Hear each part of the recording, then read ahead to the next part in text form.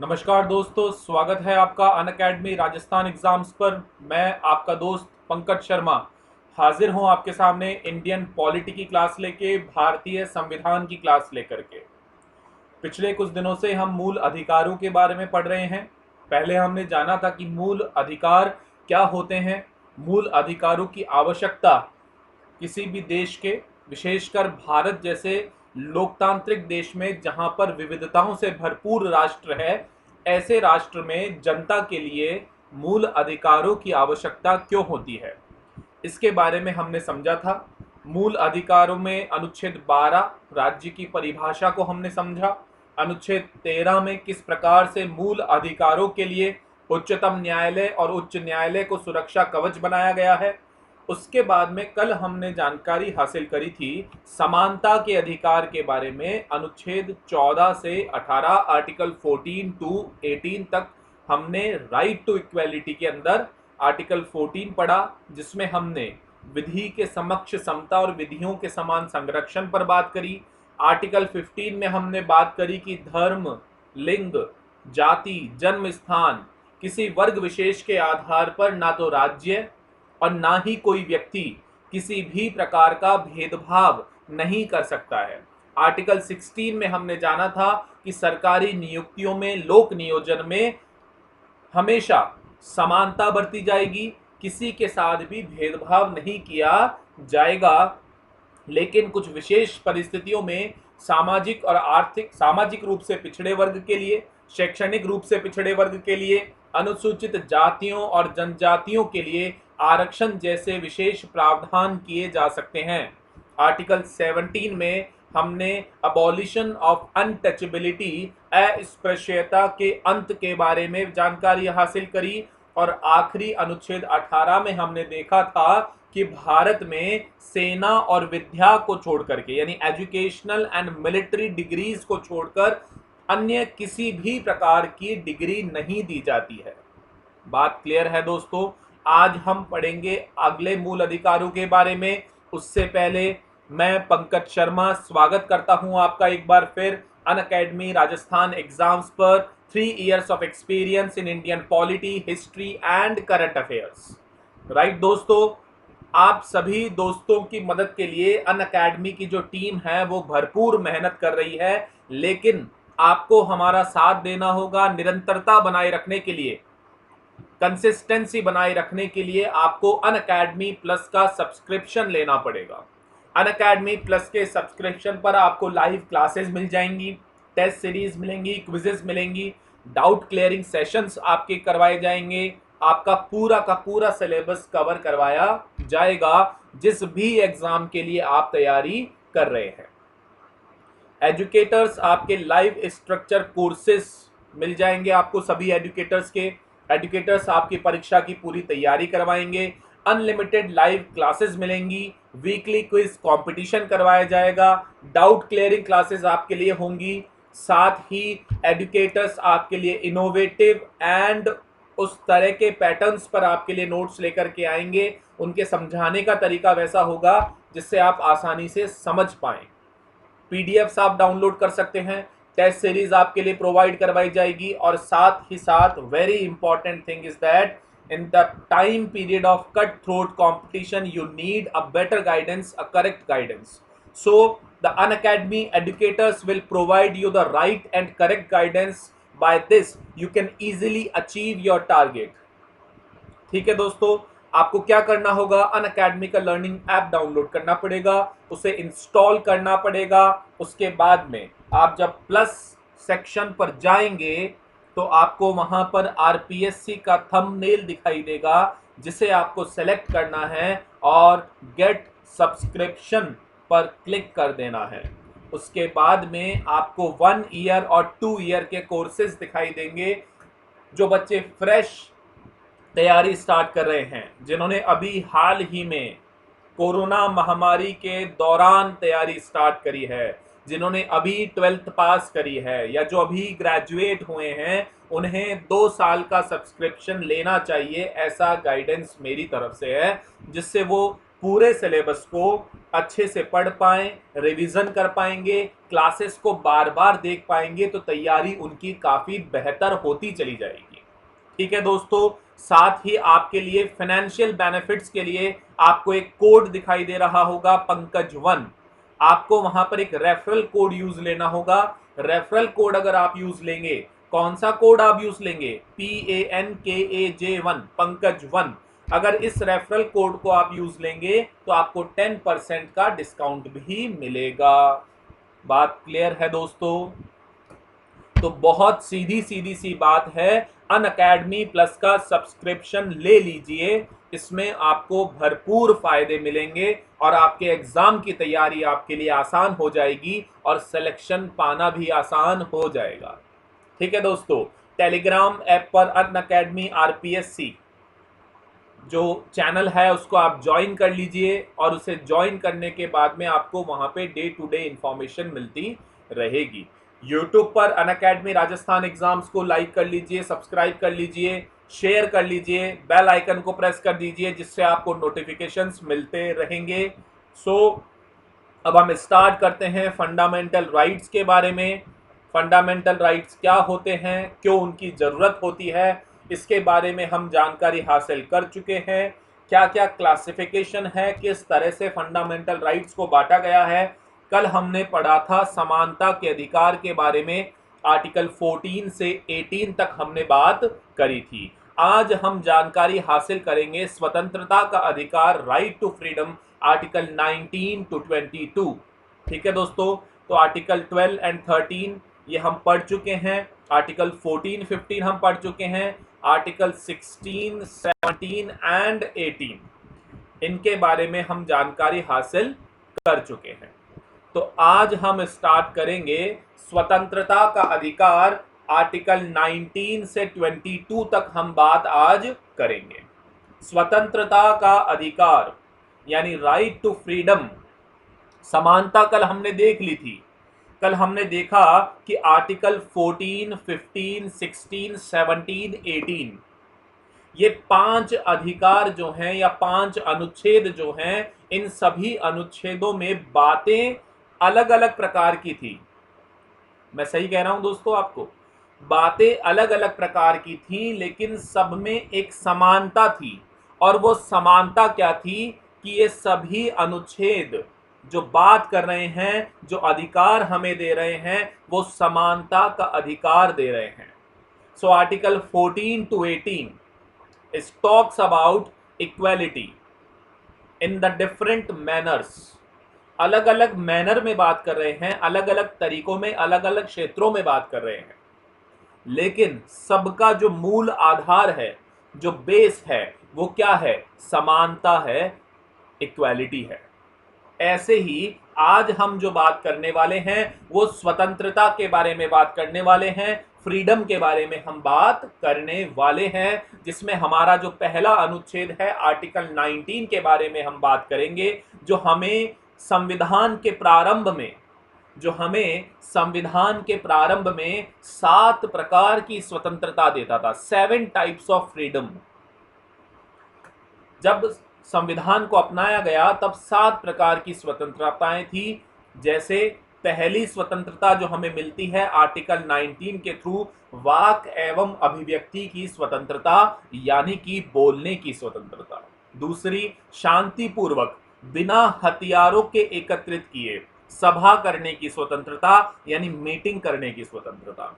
तीसरा, संघ बनाने की स्वतंत्रता, कोई भी संगठन या ऑर्गेनाइजेशन बनाने की स्वतंत्रता। देश के किसी भी क्षेत्र में आवागमन की स्वतंत्रता, घूमने की स्वतंत्रता, भ्रमण करने की स्वतंत्रता। देश के किसी भी क्षेत्र में निवास करने और बसने की स्वतंत्रता, कहीं पर भी जाकर आप रह सकते हैं, निवास कर सकते हैं, अपना घर बना सकते हैं। संपत्ति का अधिकार, और आखिरी था कोई भी व्यापार एवं जीविका चलाने की स्वतंत्रता, यानी कि आप किसी भी हिस्से में जाकर के व्यापार करने की स्वतंत्रता आपको है। ठीक है दोस्तों, लेकिन जो ये संपत्ति का अधिकार आप यहां देख रहे हैं, इस संपत्ति के अधिकार को 44th कॉन्स्टिट्यूशनल अमेंडमेंट के थ्रू 1978 में हटा दिया गया। ठीक है, ये मैंने आपको प्रारंभ में स्टार्टिंग में भी पढ़ाया था कि अनुच्छेद 31 जो संपत्ति का अधिकार हमारा एक मूल अधिकार था, इसे 44th कॉन्स्टिट्यूशनल अमेंडमेंट के थ्रू 44वें संविधान संशोधन के थ्रू 1978 में हटा दिया गया और इसे एक सामान्य कानूनी अधिकार बना दिया गया। तो ना ही अनुच्छेद 31 अब संपत्ति का अधिकार है और ना ही स्वतंत्रता के अधिकार में संपत्ति का अधिकार शामिल है। तो वर्तमान में हमारे पास में 6 प्रकार की स्वतंत्रताएं हैं और इन्हें हम एक एक करके अब पढ़ेंगे। पहली बात हम करेंगे विचार और अभिव्यक्ति की स्वतंत्रता। संविधान में जिसे लिखा गया है वाक एवं अभिव्यक्ति की स्वतंत्रता। देखो, बहुत सीधी सीधी सी बातें हैं, ज्यादा उलझना नहीं है, ज्यादा परेशान नहीं होना है। जो स्वतंत्रता है उसे उसी रूप में समझ लेना है। एग्जाम में हमारा सवाल 100% ठीक हो जाएगा, क्योंकि सवाल सीधे सीधे से आएंगे अगर आप सीधे सीधे उसे समझ लेंगे। तो विचार और अभिव्यक्ति की स्वतंत्रता, बोलने की स्वतंत्रता, यानी कि आप, मैं और पूरे देश में जितने भी लोग रहते हैं, जो हमारी आबादी है, उन्हें किस प्रकार की स्वतंत्रता दी गई है। उन्हें बोलने की, अपना विचार रखने की स्वतंत्रता दी गई है। आप अपना विचार, किसी भी प्रकार का जो विचार है, चाहे आप वो सकारात्मक हो या नकारात्मक हो, या आप किसी की आलोचना कर रहे हैं या तारीफ कर रहे हैं, वो विचार आप रख सकते हैं।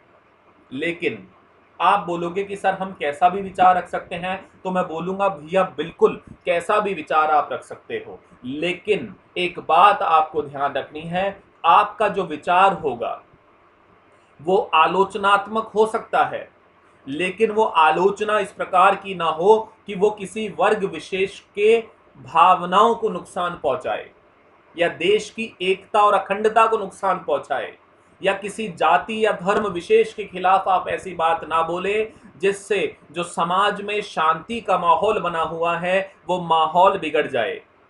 यानी कि भारत के सभी नागरिकों को विचार करने, भाषण देने और अपने व अन्य व्यक्तियों के विचारों के प्रचार की स्वतंत्रता प्राप्त है।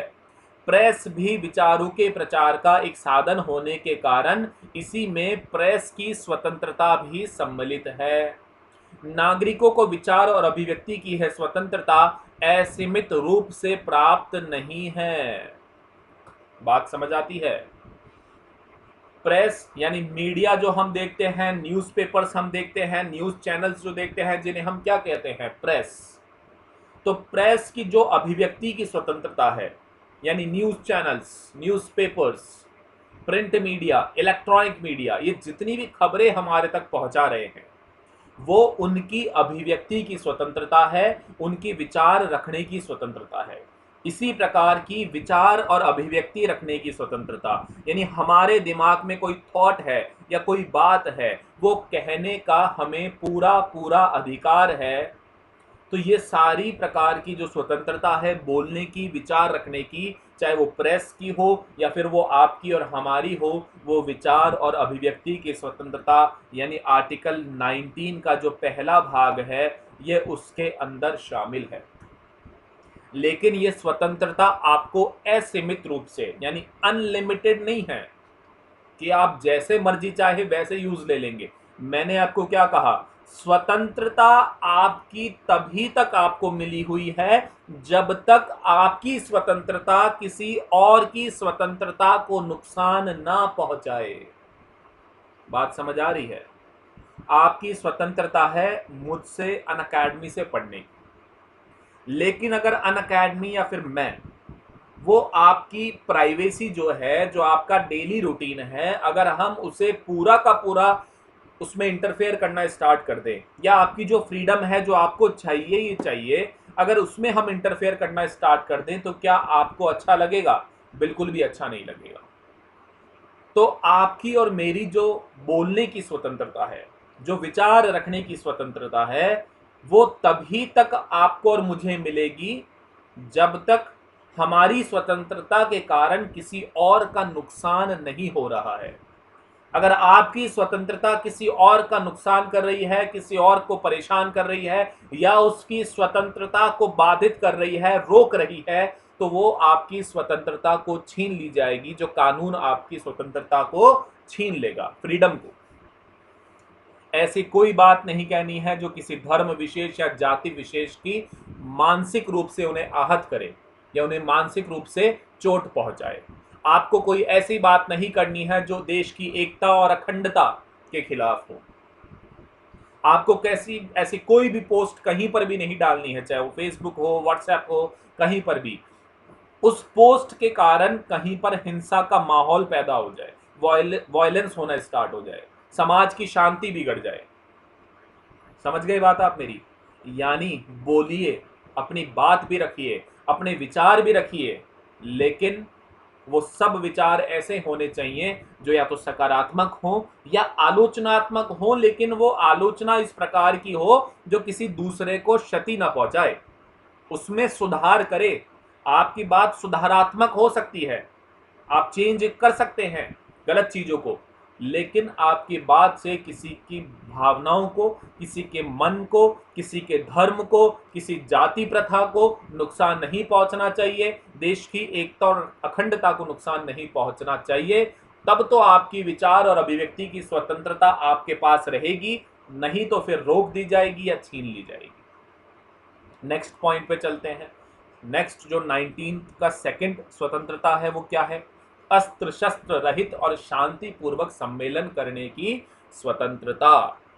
व्यक्तियों के द्वारा अपने विचारों के प्रचार के लिए, व्यक्तियों के द्वारा अपने विचारों के प्रचार के लिए शांतिपूर्वक और बिना किन्हीं शस्त्रों के सभा या सम्मेलन किया जा सकता है। उनके द्वारा जुलूस या प्रदर्शन का आयोजन भी किया जा सकता है। यह स्वतंत्रता भी असीमित नहीं है और राज्य के द्वारा सार्वजनिक सुरक्षा के हित में व्यक्ति की इस स्वतंत्रता को सीमित किया जा सकता है।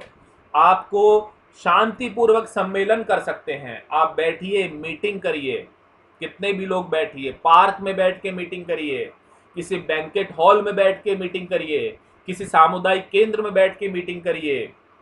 स्वतंत्रता है आपको सम्मेलन करने की, लेकिन उस सम्मेलन में एक चीज ध्यान रखनी है, किसी भी प्रकार के शस्त्र नहीं लाने हैं, वेपन्स आपके पास में नहीं होने चाहिए। यानी खाली हाथ आइए, अपना मोबाइल लेकर के आइए, अपना पर्स लेकर के आइए और बैठिए और बातचीत करिए। जो भी आपकी जो मीटिंग का जो भी उद्देश्य है, आपकी मीटिंग का जो भी एजेंडा है, उसको आप बिल्कुल डिस्कस कर सकते हैं, लेकिन बिना शस्त्रों के आना है। पहली बात, बिना शस्त्रों के आना है। दूसरी बात, जहां आप मीटिंग कर रहे हैं उस जगह पर आपकी उस सभा या सम्मेलन के कारण किसी और व्यक्ति को परेशानी नहीं होनी चाहिए। समझ रहे हैं? तीसरी बात, आपकी सभा और सम्मेलन का जो उद्देश्य है, जो एजेंडा है, जो विचार हैं, वो इस प्रकार के ना हो कि वो उस क्षेत्र में या उस एरिया के अंदर क्या कर दें, हिंसक माहौल पैदा ना कर दें, अशांति पैदा ना कर दें। तो जब तक आप शांतिपूर्वक सभा और सम्मेलन कर रहे हो, मीटिंग कर रहे हो, होती है ना बहुत सारी, जैसे एक तरह से आप ये मान लीजिए, नवरात्रों में क्या होता है, माता के जगराते के मेले लगाए जाते हैं, घरों में भी होते हैं, पार्क में भी होते हैं, मंदिरों में भी होते हैं। तो वो एक प्रकार का क्या है, शांतिपूर्वक आप सम्मेलन कर रहे हैं, माता का जगराता कर रहे हैं, तो उसमें किसी को कोई दिक्कत ही नहीं है, धार्मिक माहौल पैदा हो रहा है। समझ रहे हो? तो इस प्रकार आप सम्मेलन कर सकते हैं, शांतिपूर्वक तरीके से आप अपने सामान्य उद्देश्यों के लिए कर सकते हैं, लेकिन आपके सभा या सम्मेलन के कारण राष्ट्र की एकता और अखंडता, समाज की शांति, धार्मिक शांति, जातिगत व्यवस्था बनी रहनी चाहिए, बिगड़नी नहीं चाहिए। तो आप एक चीज तो समझ गए होंगे कि स्वतंत्रता तभी तक स्वतंत्रता है जब तक उसके कारण आप देश की एकता और अखंडता, आप धार्मिक अशांति, जातिगत व्यवस्थाओं को नुकसान ना पहुंचाएं या किसी वर्ग विशेष की भावनाओं को नुकसान ना पहुंचाएं।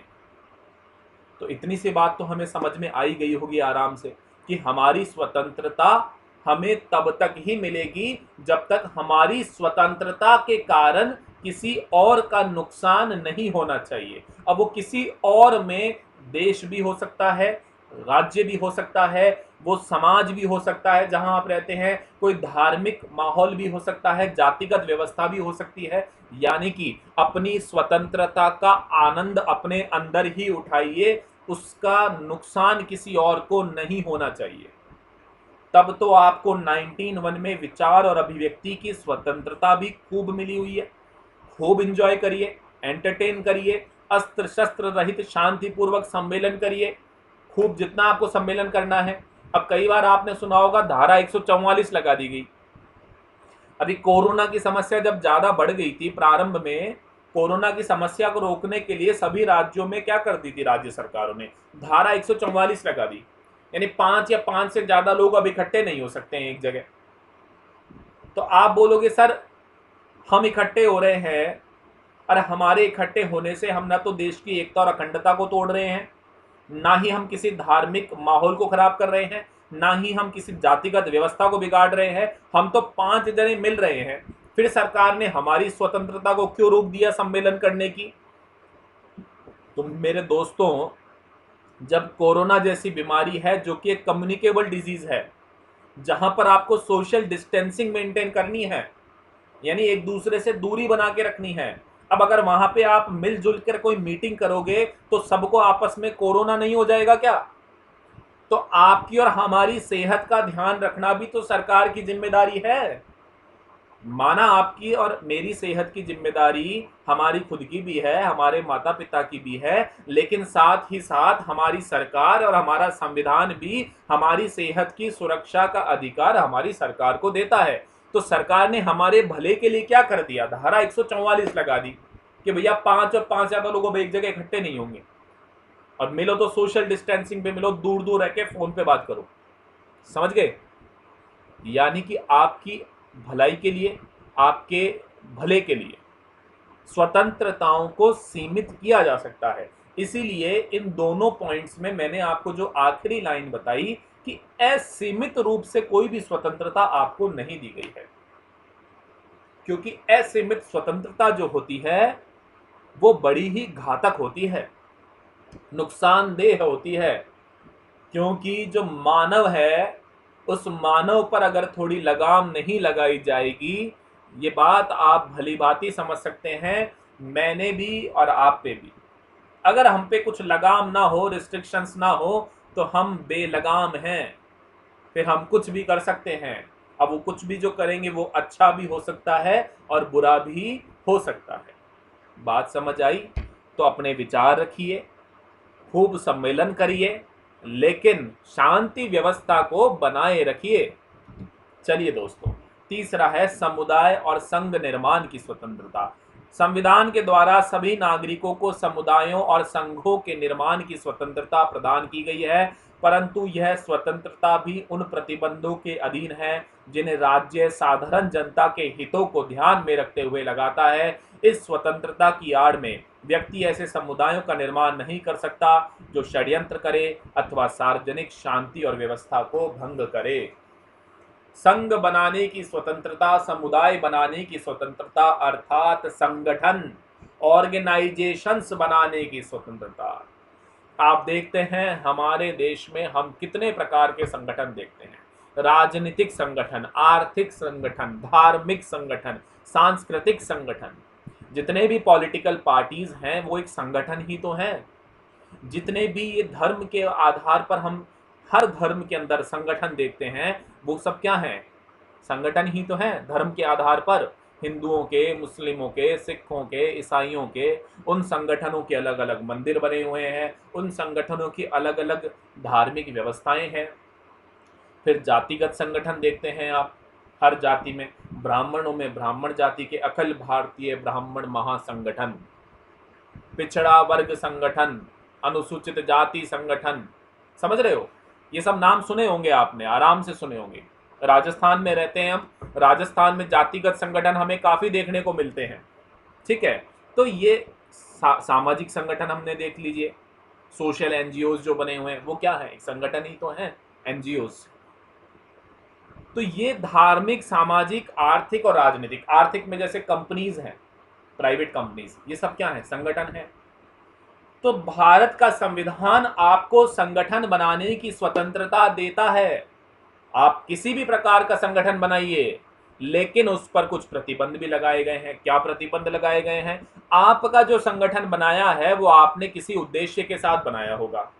तो मैं वापस आपके सामने वही बात करूंगा, वो संगठन देश की एकता और अखंडता को नुकसान ना पहुंचाए, वो संगठन सामाजिक सद्भावना को नुकसान ना पहुंचाए, सोशल हार्मनी को डिस्टर्ब ना करे, वो संगठन धार्मिक अस्थिरता का माहौल पैदा ना करे, वो संगठन किसी और संगठन के लिए नकारात्मक भावनाओं को ना फैलाए। समझ रहे हैं बात आप? तो संगठन बनाइए और जो भी उद्देश्य है उसको पूरा करिए, लेकिन वो उद्देश्य समाज और देश के खिलाफ नहीं होना चाहिए, समाज और देश की शांति के खिलाफ नहीं होना चाहिए। अब आप मेरी बात समझ गए होंगे। आप संगठन बनाने की बात तो समझ ही गए, लेकिन संगठन बना करके शांतिपूर्वक काम करिए। आपका जो उद्देश्य है, अब वो सामाजिक उद्देश्य है, आर्थिक उद्देश्य है, राजनीतिक उद्देश्य है या सांस्कृतिक उद्देश्य है, उसको पूरा करिए, लेकिन उसको पूरा करते समय समाज में अशांति नहीं फैलनी चाहिए। देश का जो लॉ एंड ऑर्डर है, कानून व्यवस्था है, उसको नुकसान नहीं पहुंचना चाहिए। देश की एकता और अखंडता को नुकसान नहीं पहुंचना चाहिए। देश के सम्मान को नुकसान नहीं पहुंचना चाहिए। देश के जो संवैधानिक पद हैं उनको नुकसान नहीं पहुंचना चाहिए।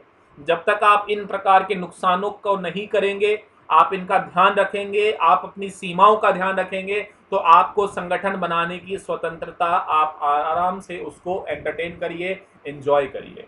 नेक्स्ट, भ्रमण करने की स्वतंत्रता, यानी कि आपकी घूमने की फ्रीडम। भारत के सभी नागरिक बिना किसी प्रतिबंध या विशेष अधिकार पत्र के संपूर्ण भारतीय क्षेत्र में घूम सकते हैं। भैया, भारत में कहीं भी घूमने जाइए, कहीं भी हॉलीडेज बनाइए, लेकिन यहाँ पर सरकार कहीं प्रतिबंध लगा सकती है। जैसे कि अभी आपने पिछले कुछ समय से हम देखते हैं कि जम्मू कश्मीर के कुछ क्षेत्रों के अंदर सरकार ने वहां पे मिलिट्री शासन लगा रखा था। जब अनुच्छेद 370 को वहां से हटा दिया था, यानी जम्मू कश्मीर को जो विशेष उपबंध आर्टिकल 370 में दिया गया था, उसे हटाने के बाद लंबे समय तक वहां पे मिलिट्री शासन व्यवस्था लगा दी गई थी। सरकार ने वहां का सारा जो कानून व्यवस्था है, जो कंट्रोल है, वो आर्मी के हाथ में दे दिया गया था। वहां के पॉलिटिकल लीडर्स को नजरबंद कर दिया गया था, उनके घरों में ही उन्हें कैद कर दिया गया था, कुछ अभी भी कैद है।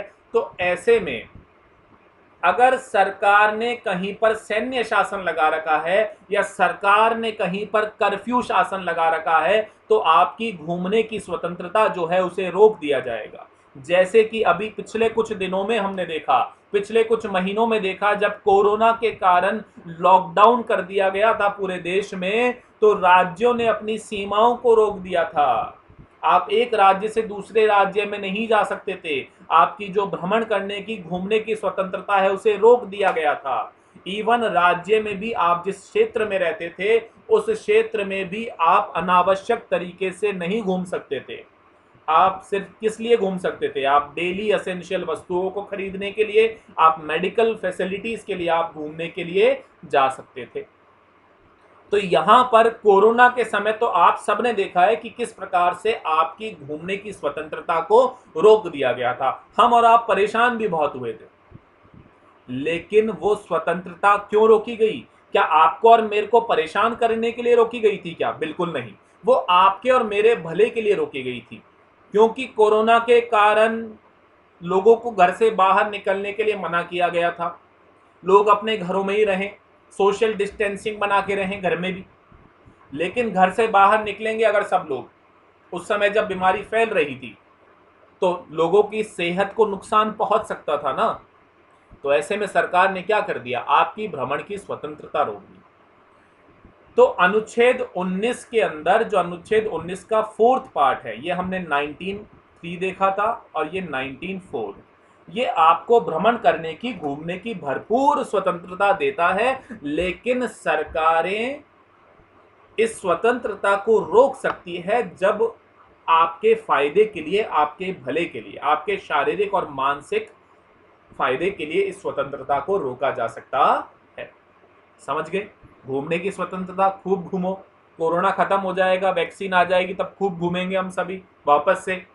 अगर कहीं पर सैन्य शासन नहीं लगा हुआ है तो खूब घूमिए। जम्मू कश्मीर में जब हालात सामान्य हो जाएंगे, वहां पे जो नई केंद्र शासन की व्यवस्था की गई है, केंद्र शासित प्रदेश जो जम्मू कश्मीर को बनाया गया है, जब वो केंद्र शासित प्रदेश अपने नेचुरल यानी एक सामान्य स्थिति में आ जाएगा, शासन व्यवस्था वहां की, तो वापस आप खूब घूमिएगा।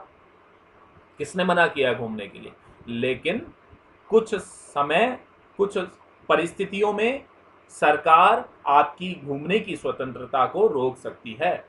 ठीक है दोस्तों, आगे देखिए 1905 निवास की स्वतंत्रता।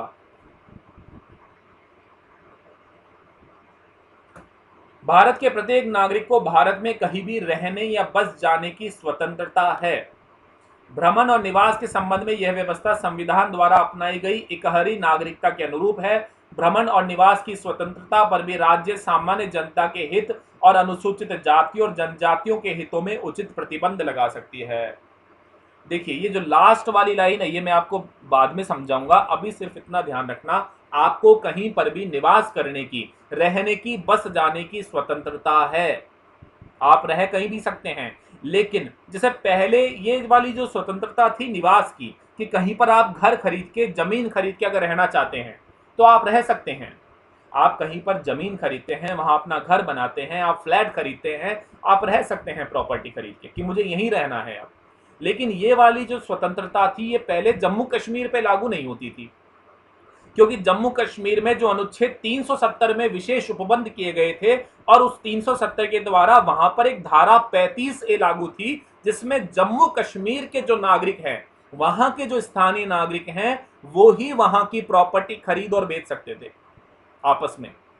तो हम तो वहां के स्थायी नागरिक नहीं थे, लोकल नागरिक नहीं थे, तो वो कार्य हम वहां नहीं कर सकते थे। तो उस समय जब जम्मू कश्मीर के पास अनुच्छेद 370 में विशेष उपबंध थे, तब ये निवास करने की स्वतंत्रता आपको वहां पर थोड़ा सा रोक दी गई थी, बाधित थी, एक्सेप्शन था, ये अपवाद था इस स्वतंत्रता का। लेकिन अब तो ये हटा दिया गया है, तो अब तो निवास की स्वतंत्रता आपको पूरी तरह से है। लेकिन जम्मू कश्मीर में अभी भी सामान्य जब हालत होंगे, मैंने कहा जब हालात सामान्य हो जाएंगे, चीजें वहां पे नॉर्मल हो जाएगी, एक केंद्र शासित प्रदेश के रूप में जब जम्मू कश्मीर अपने आप को अडेप्ट कर लेगा, वहां के लोग अपने आप को अडेप्ट कर लेंगे, तो फिर बाद में धीरे धीरे सरकार क्या कर सकती है, ये निवास की स्वतंत्रता का जो अपवाद जम्मू कश्मीर के साथ था, वो अपवाद धीरे धीरे आपको खत्म होता हुआ दिखाई देगा भविष्य के अंदर। ठीक है, जब हालात वहां पे सामान्य हो जाएंगे।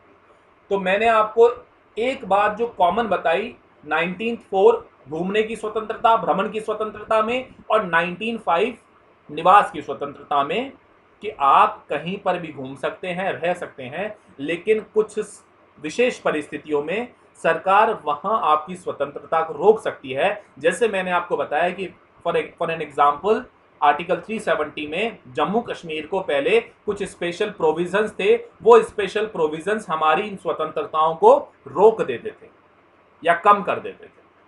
ठीक है, दूसरी जो बात है, सरकार या राज्य आपकी इस स्वतंत्रता को थोड़ा कम कर सकती है कुछ क्षेत्रों में। जैसे यहां देखिए, सामान्य जनता के हित और अनुसूचित जातियों और जनजातियों के हितों में, देखिए मेरे वो दोस्त जो पश्चिमी राजस्थान में रहते हैं, पश्चिमी राजस्थान में जो टीएसपी एरिया जिसे हम कहते हैं, ठीक है, तो अनुसूचित जाति और जनजातिगत क्षेत्र जितने भी हैं, सरकारों ने, भारत सरकार ने, राज्य सरकार ने जिन क्षेत्रों को अनुसूचित जाति और जनजाति क्षेत्र घोषित कर रखा है, या जहां आदिवासी समुदाय रहता है, उन क्षेत्रों के जो नीति और नियम होते हैं, उन क्षेत्रों की जो संस्कृति होती है, वो हमारे सामान्य क्षेत्रों से अलग होती है। तो अनुसूचित जाति और जनजाति क्षेत्र में जो लोग रह रहे हैं, उनको हम लोगों के कारण कोई परेशानी ना हो, उनको सामान्य जो जनता है, जो जहां रह रहे हैं, जहां हम लोग रह रहे हैं, शहरों में, गांवों में, वहां से लोग अगर वहां जाते हैं, कहां पे, अनुसूचित जाति और जनजाति क्षेत्रों में अगर वहां जाते हैं, तो हो सकता है उन्हें कोई समस्या का सामना करना पड़े, उन्हें परेशानी हो। तो सरकार अनुसूचित जाति और जनजाति क्षेत्र में रहने वाले लोगों की परेशानी को रोकने के लिए आपकी निवास की स्वतंत्रता और भ्रमण की स्वतंत्रता पर कुछ क्या लगा सकती है, रोक लगा सकती है। बात समझ आ रही है? यानी कि आदिवासी क्षेत्र, अनुसूचित जाति जनजाति क्षेत्र, इन क्षेत्रों में जो लोग रहते हैं उनकी प्राइवेसी को रिस्पेक्ट करते हुए, उनकी निजता का सम्मान करते हुए सरकार आपकी और मेरी वहां पर, कहां पर, अनुसूचित जाति और जनजाति क्षेत्र में भ्रमण करने की और निवास करने की स्वतंत्रता को रोक सकती है। बात क्लियर है? आगे बढ़े। चलिए, व्यवसाय की स्वतंत्रता आखिरी 1906।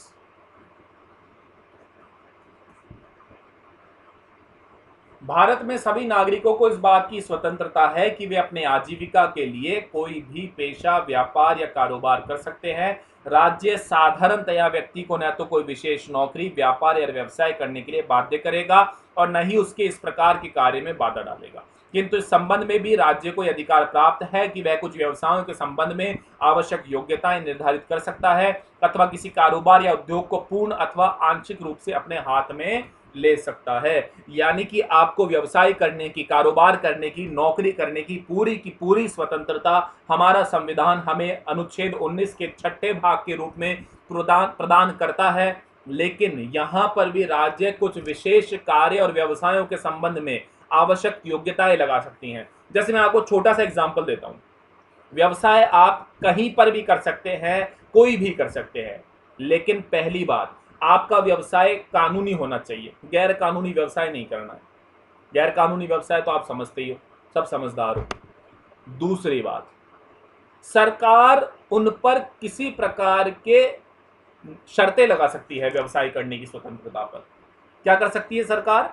सरकार आपके व्यवसाय करने की स्वतंत्रता पर कुछ व्यवसायों पर, फ्यू ऑफ द बिजनेस, उनमें वो कुछ विशेष शर्तें लगा सकती है। जैसे मेडिकल शॉप्स आप देखते हैं तो मेडिकल शॉप्स खोलने के लिए उस व्यक्ति के पास में एक मेडिकल सर्टिफिकेट होना चाहिए। तो दो कोर्सेज का नाम सुना होगा आपने, अगर साइंस के स्टूडेंट्स जो हैं जुड़े हुए, बी फार्मा, डी फार्मा, उन्हें एक सर्टिफिकेट मिलता है। उस सर्टिफिकेट के कारण वो एक लाइसेंस उन्हें मिल जाता है जिससे वो मेडिकल शॉप्स खोल सकते हैं। तो भैया, मैं कॉमर्स का आदमी, आप आर्ट्स के आदमी, तो कॉमर्स और आर्ट्स स्ट्रीम से जो पढ़ के आए हैं, यानी वो लोग जिन्होंने ये कोर्सेज नहीं किए हैं, तो क्या वो मेडिकल शॉप का बिजनेस कर सकते हैं? क्या नहीं कर सकते हैं। फार्मास्यूटिकल इंडस्ट्रीज, क्या हर कोई कर सकता है? नहीं। तो सरकार ने क्या कर रखा है, जो विशेष प्रकार के बिजनेस हैं, कुछ स्पेशल जो व्यवसाय हैं, उन पर कुछ शर्तें लगा रखी हैं, कुछ रोक लगा रखी हैं। तो वहां पे इस प्रकार से आपकी स्वतंत्रता को रोका जा सकता है। अन्यथा जो नॉर्मल व्यवसाय हैं, नॉर्मल जॉब्स हैं, नौकरियां हैं, वो आपको करने की पूरी स्वतंत्रता है। आप भारत में कहीं भी रहिए, कैसे भी रहिए और व्यवसाय करिए, लेकिन कानूनी रूप से करिए। और आपके व्यवसाय के कारण किसी भी दूसरे व्यक्ति को नुकसान नहीं होना चाहिए, दूसरे समाज को, उस समाज को नुकसान नहीं होना चाहिए जिस जगह आप रहते हैं। अगर आप कोई फैक्ट्री लगा रखी है आपने, और वो फैक्ट्री ऐसे क्षेत्र में है जिसके कुछ दूरी पर एक पूरा शहर है, कोई गांव है या कस्बा है, और उस फैक्ट्री में कोई केमिकल से रिलेटेड अगर आप काम करते हैं, तो आपको सरकार से सर्टिफिकेट्स लेने पड़ेंगे। आपको अपनी फैक्ट्री में ये ध्यान रखना होगा कि आप केमिकल्स के द्वारा जो भी कार्य कर रहे हैं, उसके कारण आपकी फैक्ट्री के पास में जो निवासीय क्षेत्र है, जहां लोग रहते हैं, उन्हें किसी भी प्रकार का नुकसान ना हो। क्योंकि अगर इसका ध्यान नहीं रखा जाएगा तो जो पास में रहने वाली आबादी है, जनसंख्या है, उसे भारी मात्रा में नुकसान उठाना पड़ता है। जैसे भोपाल गैस कांड का नाम आपने सुना होगा, ठीक है। अभी हाल ही में शायद विशाखापट्टनम में भी इस प्रकार की घटना घटित हो गई थी। तो आपका व्यवसाय करिए, स्वतंत्रता है आपको पूरी, लेकिन ध्यान रखिए कानूनी हो। जो शर्तें सरकार ने लगा रखी हैं उस पर वो शर्तें आप पूरी करें। सर्टिफिकेट्स जो चाहिए वो आपके पास होने चाहिए, और साथ ही साथ आपके व्यवसाय के कारण किसी समुदाय विशेष को या जन आबादी को, सामान्य जनता को परेशानी नहीं होनी चाहिए। यानी प्रदूषण जैसी समस्या, केमिकल्स के कारण, पानी में मिलने के कारण जो जल प्रदूषण हो जाता है, ध्वनि प्रदूषण है, वायु प्रदूषण है, इस प्रकार की समस्याएं नहीं होनी चाहिए। बाकी सब ठीक है। खूब व्यवसाय करिए, खूब पैसा कमाइए, खूब समाज का भला करिए, खूब देश को आगे बढ़ाइए।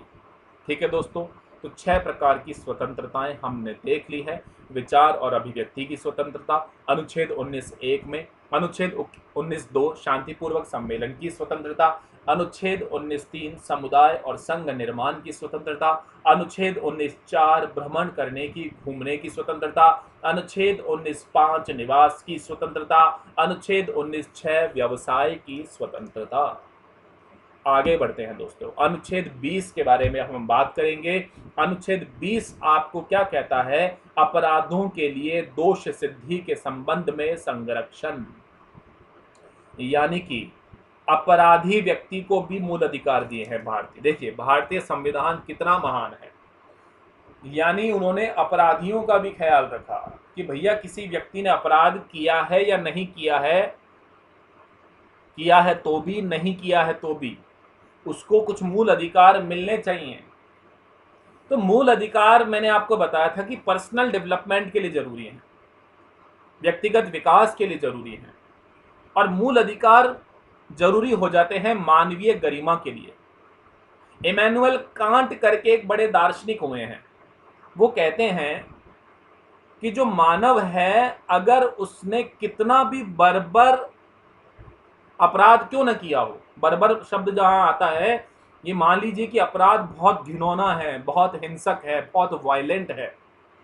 ये बर्बर शब्द यूज लिया गया था निर्भया कांड के दौरान, आप सभी को पता होगा, दिल्ली के अंदर जो बहुत ही दुर्भाग्यपूर्ण घटना घटी थी निर्भया कांड में, तब इस बर्बर ब्रूटल शब्द का यूज लिया जाता था क्योंकि अपराध बहुत खतरनाक था, बहुत वायलेंट था, जघन्य था।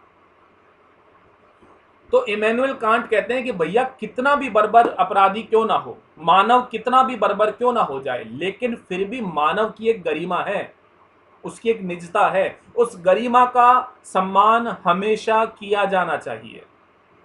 तो कहीं ना कहीं ये मूल अधिकार जो है वो मानवीय गरिमा का सम्मान करते हैं, ह्यूमन रिस्पेक्ट करते हैं, ह्यूमन वैल्यूज की। तो अपराधों के लिए दोष सिद्धि के संबंध में संरक्षण, ये उसी प्रकार की मानवीय गरिमा का ख्याल रखने वाले मूल अधिकार हैं। तो अनुच्छेद 20 क्या कहता है? कोई अपराधी है उसे भी कुछ अपराध मूल अधिकार दिए गए हैं, अपराधी है। अब अपराधी है या नहीं वो बाद में डिसाइड होगा, पर मान लीजिए शक है, अब अपराधी हो भी सकता है और नहीं भी हो सकता, लेकिन संविधान क्या कहता है? संविधान कहता है कि मूल अधिकार उस व्यक्ति के संरक्षण करेंगे, प्रोटेक्शन देंगे उसको। तो अपराधों के लिए दोष सिद्धि के संबंध में संरक्षण। तो यहां पे जो पहला संरक्षण दिया गया, कार्योत्तर विधि से संरक्षण, protection from ex post facto law, protection from ex post facto law. अनुच्छेद 20 क्या कहता है? किसी व्यक्ति को किसी अपराध के लिए तब तक दोषी नहीं ठहराया जाएगा जब तक कि उसने ऐसा कार्य करने के समय प्रवर्त विधि का अतिक्रमण न किया हो तथा उस समय अपराध किए जाने के लिए जो कानून, ये शास्ति शब्द, देखो संविधान जो है वो अंग्रेजी में लिखा गया और संविधान की जो कानूनी भाषा है वो थोड़ी सी टिपिकल होती है, हमारी आम बोलचाल की भाषा से थोड़ी सी टिपिकल होती है, कठिन होती है। तो उस समय अपराध के लिए किए जाने वाली शास्ति यानी कानून, मान लीजिए आप इसको, शास्ति यानी कानून, विधि अधिरोपित की जा सकती थी, वह उससे अधिक शास्ति का यानी विधि या कानून का भागी नहीं होगा। अब मैं आपको इसको सरल शब्दों में समझाता हूं, ध्यान से सुनना। अनुच्छेद 20 क्या कहता है? अपराधों के लिए दोष सिद्धि के संबंध में संरक्षण, यानी कोई अपराध अगर हुआ है और उसके लिए दोषी साबित जो किया जाएगा, उससे पहले भी उसको संरक्षण प्रदान किया गया है, उस दोषी व्यक्ति को, उस दोष को। इसमें पहला जो वो बात करता है वो protection from ex post facto law, यानी कार्योत्तर विधि से संरक्षण। अब इसको साधारण शब्द में समझना, मान लीजिए किसी व्यक्ति ने कोई अपराध कर दिया, किसी व्यक्ति ने कोई अपराध कर दिया, अब अगर उसको दोषी ठहराया जाएगा तो उसे दोषी तभी ठहराया जा सकता है जब उसने जो अपराध किया है, क्या उस अपराध को करते समय या उस कार्य को करते समय क्या उसने किसी कानून का तोड़ा है क्या, यानी जो कार्य उसने किया जिसके लिए उसे दोषी ठहराया जा रहा है, क्या उस कार्य के लिए कोई कानून बना हुआ है क्या? बात समझ रहे हो?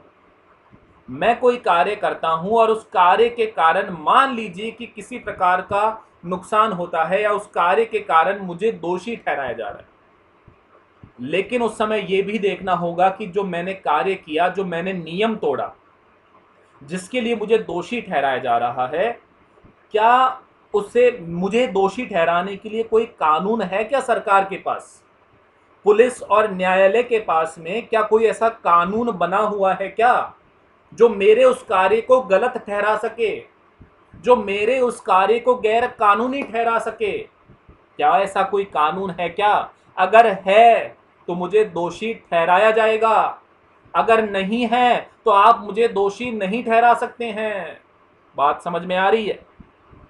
यानी कि किसी व्यक्ति को किसी अपराध के लिए तब तक दोषी नहीं ठहराया जाएगा जब तक उसने ऐसा कार्य करने के समय प्रवर्त विधि का अतिक्रमण न किया हो। यानी जब तक आप किसी व्यक्ति को दोषी नहीं ठहराएंगे जब तक उसने किसी कानून को ना तोड़ा हो।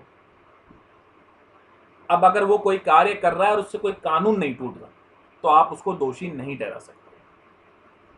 बात समझ में आ रही?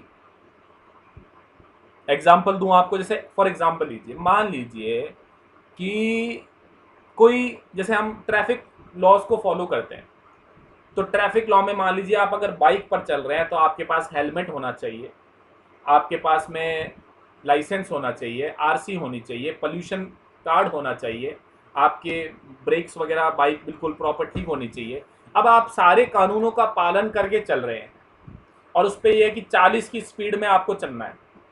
अब मान लीजिए कि आप चल रहे हैं 20 की स्पीड में और ट्रैफिक पुलिस वाला रोकता है कि भैया इतना धीरे क्यों चल रहे हो, पीछे वाले को निकलने के लिए तुम तेज चलो। तो बोलेगा कि सर मैंने कोई कानून ही नहीं तोड़ा, कानून तो तब टूटा जब मैं 40 की स्पीड को क्रॉस करता। समझ रहे हो?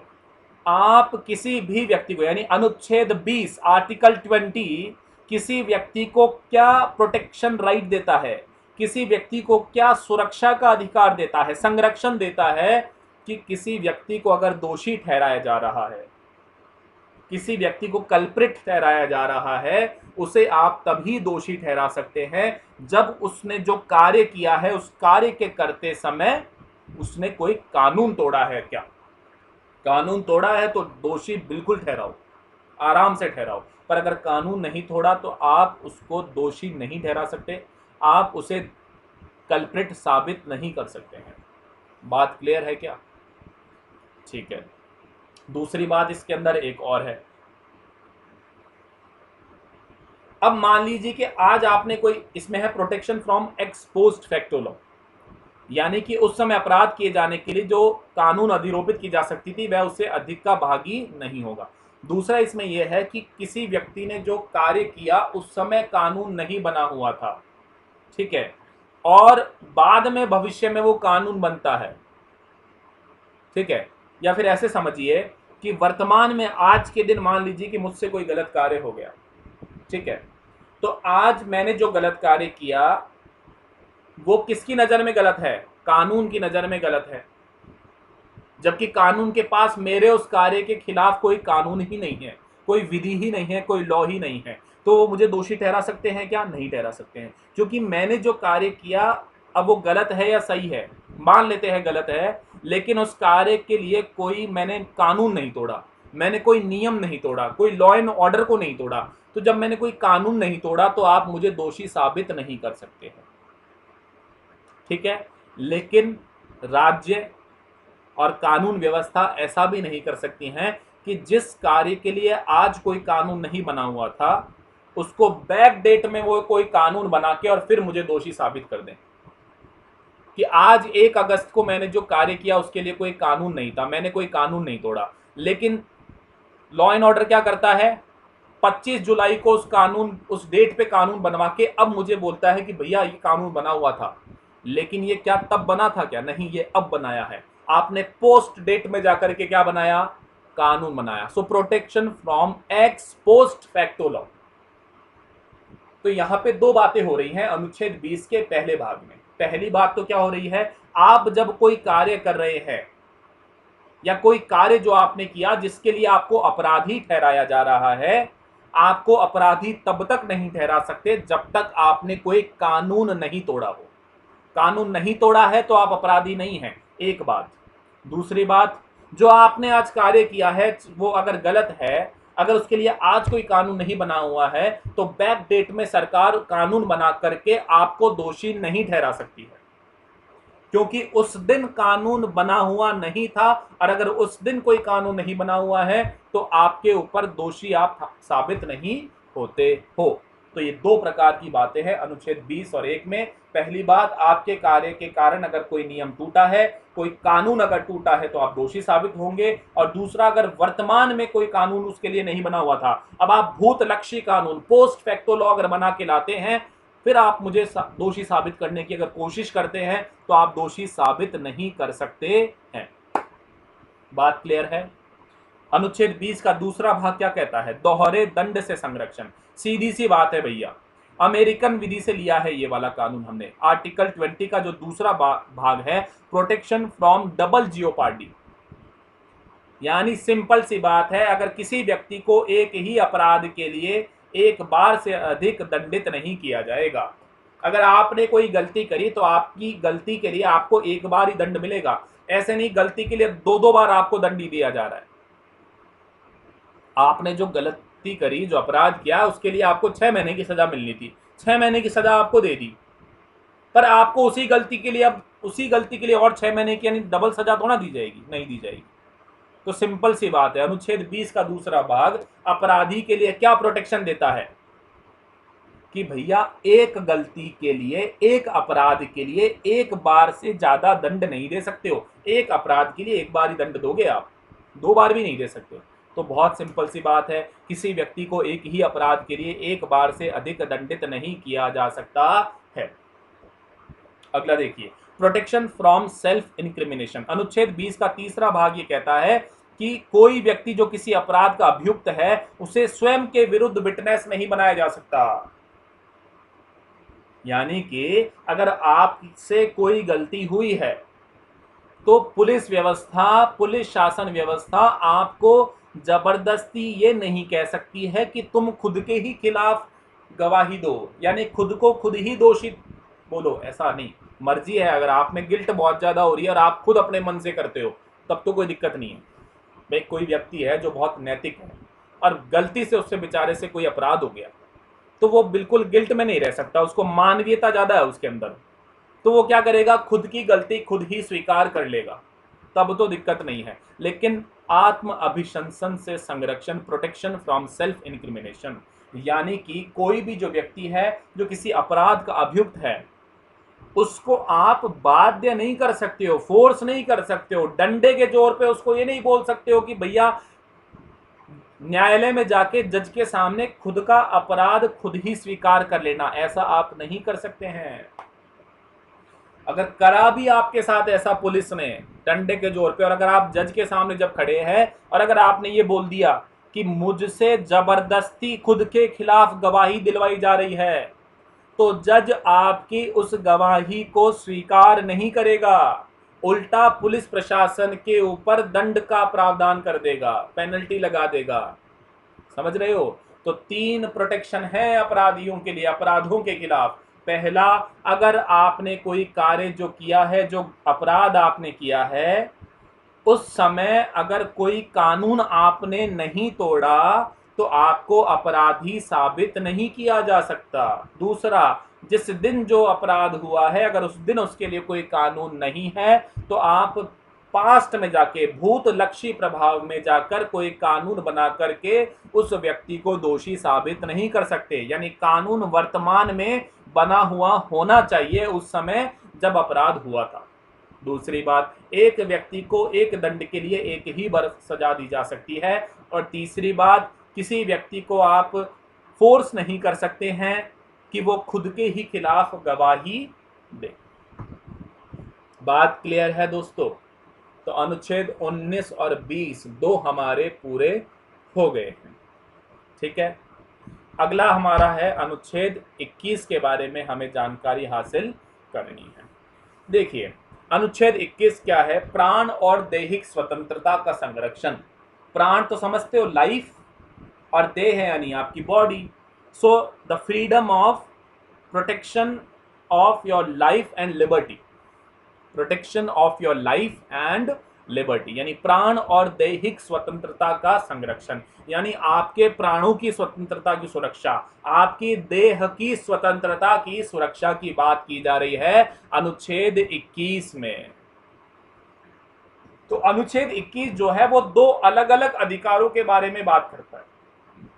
पहला, जीवन का अधिकार। जीवन का अधिकार यानी आपका और मेरा जीने का अधिकार, हमारा जीवन सुरक्षित रहे, हम जिंदा रहें और शारीरिक और मानसिक रूप से क्या रहें, स्वतंत्र रहें, हेल्दी रहें। दूसरा, व्यक्तिगत स्वतंत्रता का अधिकार, यानी कि अनुच्छेद 21 जो है, आर्टिकल 21 जो है, जो प्राण और दैहिक स्वतंत्रता की बात करता है, उन्हें संरक्षण प्रदान करता है, protection of life, protection from life and liberty, वो दो प्रकार के अलग अलग अधिकारों की बात कर रहा है। अगर हम इसे डिटेल में विश्लेषण करके समझे तो पहला तो वो कहता है जीवन का अधिकार, आपका और मेरे जीवन का अधिकार हमें है, हमें शारीरिक और मानसिक स्वतंत्रता, शारीरिक और मानसिक संरक्षण चाहिए। दूसरा, व्यक्तिगत स्वतंत्रता का अधिकार। ठीक है, तो अनुच्छेद 21 के तहत क्या कहा जा रहा है, केवल जीने या सांस लेने की शारीरिक क्रिया को नहीं दर्शाता, भारतीय संविधान में इसको और भी गहराई के साथ समझा गया है। जीवन का मतलब ये नहीं है कि सिर्फ आप सांस ले रहे हैं, खा रहे हैं, पी रहे हैं और नॉर्मल आप घूम फिर रहे हैं। भारतीय संविधान सिर्फ आपकी जो जीवन की स्वतंत्रता है उसमें सिर्फ इन चीजों को नहीं शामिल करता है, वो और भी ज्यादा स्वतंत्रता की बात करता है। भाई नॉर्मली स्वतंत्रता क्या है आपकी और मेरी, हमारी एक बॉडी है, शरीर है हमारा, जैसा भी है, लंबा है, मोटा है, छोटा है, काला है, गोरा है, खोटा है, जैसा भी है, वो जो शरीर है वो सांस ले रहा है तभी जिंदा है, और जिंदा रहने के लिए हम कुछ खा रहे हैं, कुछ पी रहे हैं, थोड़ा घूम फिर रहे हैं, टहल रहे हैं, सो रहे हैं। तो क्या यही आपकी जीवन की स्वतंत्रता है क्या? नहीं, भारतीय संविधान इसे और ज्यादा रूप में आपको, बड़े रूप में आपको स्वतंत्रता देता है। कैसे? वो कहता है मानव को गरिमा के साथ जीने का अधिकार। एक बार पॉइंट देख लीजिएगा, फिर इनको मैं एक साथ क्रक्स करके समझा दूंगा। मानवीय गरिमा, मैंने आपको बताया था, इमैनुअल कांट का मैंने आपको जो कोटेशन है वो बताया था कि व्यक्ति कैसा भी हो, अच्छा हो बुरा हो, उसकी एक गरिमा है, उस गरिमा का सम्मान किया जाना चाहिए। आजीविका का अधिकार, रोजी रोटी पाने का अधिकार, स्वास्थ्य का अधिकार, प्रदूषण मुक्त हवा। बताइए, यानी आप और हम जिसमें घूम रहे हैं और वहां थोड़ा प्रदूषण है, तो संविधान तो ये कहता है कि व्यक्ति के जीवन के अधिकार में उसे प्रदूषण मुक्त हवा मिलनी चाहिए। गुणवत्तापूर्ण जीवन जीने का अधिकार, यानी सबको बढ़िया रोजी रोटी, कपड़ा, मकान, जो बेसिक हमारी आवश्यकताएं हैं, अच्छा रहने को घर हो, अच्छा खाना हो, अच्छे कपड़े हो, अच्छी शिक्षा हो और अच्छी नौकरी हो। विदेश जाने का अधिकार, एकांतता का अधिकार, एकांत कारावास के खिलाफ अधिकार, किसी को आप एक ही जगह कैदी बना के छोड़ दोगे तो वो तो सबसे बड़ी सजा है, अकेला कैसे जिएगा भैया, सन्यासी थोड़े ना बनेगा। आश्रय का अधिकार, विलंबित निष्पादन के खिलाफ अधिकार, हिरासत में मृत्यु के खिलाफ अधिकार, किसी को हिरासत में रख रखा है, आपने उसको मार दिया तो उसके खिलाफ भी अधिकार है। सार्वजनिक फांसी, फांसी दी जाती है अकेले में बंद उसको, बिल्कुल जहाँ पे फांसी देने वाला और वो व्यक्ति और कुछ एक दो जो उसके उस समय के वहाँ के अथॉरिटी है वो है, पर आप उसको बाजार में लाके, हैं, बाजार में लाके या चौराहे पे लाके आप उसको फांसी नहीं दे सकते हो किसी व्यक्ति को। कुछ भी और सब कुछ जो एक गरिमापूर्ण जीवन के मापदंड को पूरा करता है। तो भैया बात ऐसी है कि अनुच्छेद 21 जो है वो दो प्रकार के अधिकार दे रहा है, जीवन का अधिकार और व्यक्तिगत स्वतंत्रता का अधिकार। तो इस जीवन के अधिकार में सिर्फ हमारा जीने का अधिकार जो है, सांस लेना, खाना पीना नहीं है, ये आपको संपूर्ण मानवीय अधिकार देता है। यानी कि ध्यान से सुनना मेरी बात को, अब अनुच्छेद 21 जो प्राण और दैहिक स्वतंत्रता की बात करता है, आपकी जीवन की स्वतंत्रता की बात करता है, वो ये कहता है कि जो व्यक्ति है, जो मानव है, उसे वो सभी अधिकार मिलने चाहिए, उसे वो सारी स्वतंत्रता मिलनी चाहिए जिससे वो अपने मानवीय जीवन को शानदार, जबरदस्त और जिंदाबाद बना सके। अपने मानवीय जीवन को वो पूरे एंटरटेनमेंट, एंजॉय, भरपूर आनंद के साथ में लुत्फ उठा सके, उन्हें एंजॉय कर सके। इस प्रकार की स्वतंत्रता के अधिकार की बात अनुच्छेद 21 में की गई है। इसीलिए अभी पिछले कुछ वर्षों में हमने देखा कि माननीय सुप्रीम कोर्ट ने हमें इसी के अंदर एक और अधिकार दिया, निजता का अधिकार, राइट टू प्राइवेसी। इसको भी आर्टिकल 21 का ही भाग माना है सुप्रीम कोर्ट ने। प्राइवेसी का मतलब क्या होता है?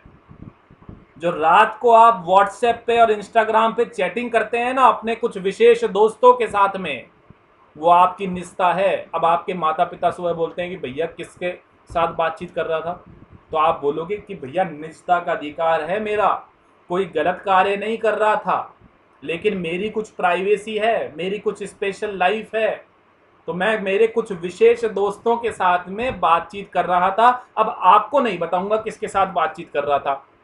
तो वो बोलते क्यों नहीं बताएगा? क्योंकि बोले मेरे को अनुच्छेद 21 में राइट टू प्राइवेसी है, निजता का अधिकार है, मेरी प्राइवेसी, मेरा जीवन, उसमें कुछ चीजें ऐसी हैं जो सिर्फ मैं चाहता हूं मेरे तक ही सीमित रहे, जो सिर्फ मुझे पता रहे, या मैं जिन्हें बताना चाहता हूं मैं सिर्फ उन्हें बताऊंगा।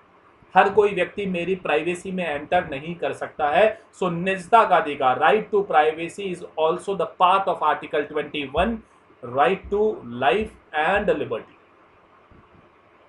तो मानव की स्वतंत्रता समझ में आई, यानी शारीरिक रूप से आपको स्वतंत्रता है, मानसिक स्वतंत्रता भी बहुत जरूरी है। समझ रहे हैं?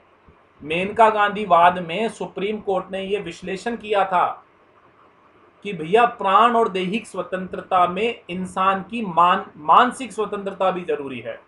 अगर मान लीजिए आपके घर पे जो आप किसी मेड को रखते हैं जो आपके घर पे काम कर रहे आ रहे हैं, मान लीजिए झाड़ू पोछा बर्तन, या कोई खाना बनाने आ रहा है, या आपका कोई ड्राइवर है, अगर आप उस व्यक्ति के कार्य आप करवा रहे हैं, उसके लिए आके उसको आप सैलरी दे रहे होंगे, कोई दिक्कत वाली बात नहीं है, करवाइए कार्य। लेकिन आपका बिहेवियर अगर उस व्यक्ति के साथ ऐसा है कि आप उसका मानसिक रूप से शोषण अगर कर रहे हैं, तो ये मान लीजिए आप उस व्यक्ति के आर्टिकल 21 का वायलेशन कर रहे हैं, आप उसके अनुच्छेद 21 का उल्लंघन कर रहे हैं। समझ रहे हो मेरी बात को? या आपके साथ और मेरे साथ कोई ऐसा व्यक्ति है, कोई सीनियर है जहां हम काम कर रहे हैं, वो हमारा मानसिक शोषण कर रहा है, तो ऐसे में वो व्यक्ति या वो संस्था हमारे अनुच्छेद 21 का उल्लंघन कर रहा है। तो अब आपको समझ में आ गया होगा, यानी अनुच्छेद 21 मेरी और आपकी शारीरिक, मानसिक, आर्थिक, रोजी रोटी, कपड़ा मकान, प्रदूषण मुक्त हवा, क्वालिटी लाइफ, हर तरह की स्वतंत्रता, हर तरह का अधिकार, राइट टू प्राइवेसी, सब कुछ हमें दिया गया है अनुच्छेद 21 के अंतर्गत। बात क्लियर है दोस्तों? आगे बढ़े। अनुच्छेद 21 के अंदर एक भाग और है। अनुच्छेद 21 के अंदर 2002 में संविधान का 86वां संशोधन किया गया। 2002 में 86वां संविधान संशोधन किया गया, जिसके द्वारा शिक्षा के अधिकार को मूल अधिकार बना दिया गया और 6 से 14 वर्ष के आयु समूह में सभी बच्चों को मुफ्त और अनिवार्य शिक्षा का प्रावधान लागू कर दिया गया। अब आप बोलोगे सर अनुच्छेद 21 में ही, अनुच्छेद 21 में एक नया पार्ट क्या या अनुच्छेद 21A क्यों जोड़ा गया? देखो भैया, मैंने कहा था प्राण और दैहिक स्वतंत्रता, मानव गरिमा के साथ जीने का अधिकार, आजीविका यानी रोजी रोटी, कपड़ा मकान खरीदने का अधिकार, स्वास्थ्य का अधिकार, गुणवत्तापूर्ण जीवन जीने का अधिकार। अब आप बोलोगे सर ये बात क्यों बता रहे हो शिक्षा के अधिकार में हमारे को? तो मैं आपको ये बताऊंगा, अगर आप शिक्षित हो, पढ़े लिखे हो, दिमाग काम कर रहा है समझदारी से, आपने विज्ञान पढ़ी, आपने गणित पढ़ा, आपने समाज शास्त्र पढ़ा, तभी तो आप कुछ रोजी रोटी कमाने लायक बनोगे। पहले आजीविका का अधिकार, यानी पढ़ोगे लिखोगे तो बनोगे नवाब, तो आजीविका पाओगे। पढ़ोगे लिखोगे तो अपने स्वास्थ्य का देखभाल कर पाओगे। पढ़ोगे लिखोगे तो अपनी लाइफ को क्वालिटेटिव लाइफ बना पाओगे, गुणवत्तापूर्ण जीवन बना पाओगे। और पढ़ोगे लिखोगे तो अपने मानव की जो गरिमा है, आपकी जो पर्सनल प्राइवेसी है, जो आपकी पर्सनल रिस्पेक्ट है, आपकी जो पर्सनल सेल्फ स्टीम है, तब आप उसको प्रोटेक्ट कर पाओगे। आपने देखा होगा सड़क पे दुर्भाग्यपूर्ण कुछ लोग जीवन जी रहे होते हैं, बहुत हार्ड लक होता है कि वो इस तरह की परिस्थितियों में जी रहे हैं। जो बैगर्स हम देखते हैं, छोटे छोटे बच्चे जो सड़क पे भीख मांग रहे हैं, वृद्ध लोग, आप उनकी जब शारीरिक और मानसिक स्थिति को देखते हैं तो बड़ा परेशान होते होंगे आप। क्यों वो इस तरह से जीवन जी रहे हैं? क्योंकि वो शिक्षित नहीं है। शिक्षित नहीं है तो ना कोई नौकरी कर पाए, शिक्षित नहीं थे तो उन्हें ये नहीं पता है कि उन्हें अपने आप के स्वास्थ्य का ख्याल कैसे रखना है, पैसे नहीं है उनके पास में क्वालिटी लाइफ जीने के लिए। तो अब आपको ये समझ में आ गया होगा कि सर, जब संविधान बना था तो अनुच्छेद 21 में जो प्राण और दैहिक स्वतंत्रता दी ना हमें, सर उसका तो मतलब ही तब निकलेगा जब ये शिक्षा का अधिकार हमें मिलेगा।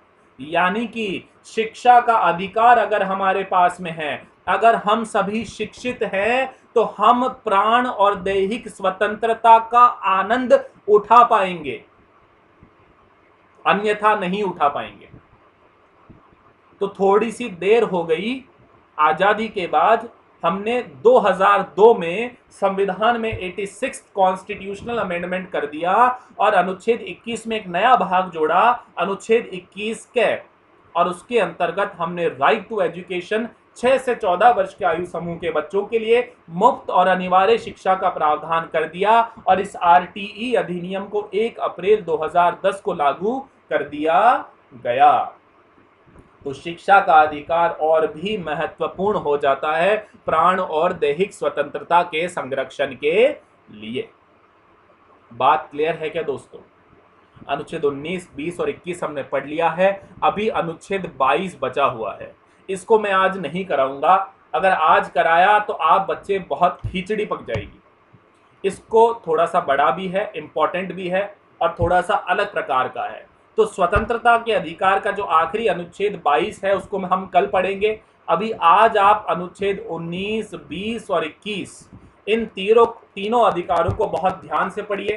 अनुच्छेद 19 में अपने आप में 6 अधिकार है, अनुच्छेद 20 के भी हमने 3 भाग पढ़े और अनुच्छेद 21 के भी हमने 2 भाग पढ़े। इन्हें ध्यान से पढ़िए, इन्हें समझिए। कोई समस्या है तो कमेंट बॉक्स में लिख दीजिए, एनालिसिस करिए और याद करने की कोशिश करिए। बार बार रिवीजन करते रहिए। अपनी जो क्लासेस आप पढ़ रहे हैं, अगर मज़ा आ रहा है, देखने में अच्छा लग रहा है, तो अपने दोस्तों के साथ शेयर करो। उन्हें बताओ कि राजस्थान के एग्जाम्स के लिए अनअकैडमी एक नया चैनल लेकर के आया है, एक नई टीम लेकर के आया है। ठीक है दोस्तों, all the best, good luck, जय हिंद, जय भारत।